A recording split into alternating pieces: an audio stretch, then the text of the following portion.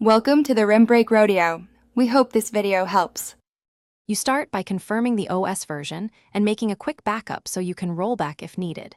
Next, sign into the primary Apple ID used for screen time because the setting is tied to that account. Without it, you can't reset correctly. Once signed in, go to Settings and disable screen time for the device temporarily. This clears session flags. It won't remove data until you proceed, so make sure to note active downtime or limits before moving on. You now force restart the device to clear transient caches that often cause the bug. This step ensures a clean state. After the reboot, re-enable screen time and manually re-enter your intended downtime and app limits so the system rebuilds its internal records.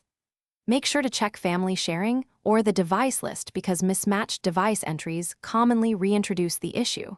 If something looks off, remove and re-add the affected device to force resynchronization between accounts and devices. Finish by giving the system 10 to 15 minutes to propagate settings and then confirm limits apply across all devices you manage. If the bug persists, sign out of the Apple ID on the device and sign back in, or restore the device from the backup made earlier. These steps reset account tokens that can be corrupted. If nothing else works, remove the device from family sharing and re-add it.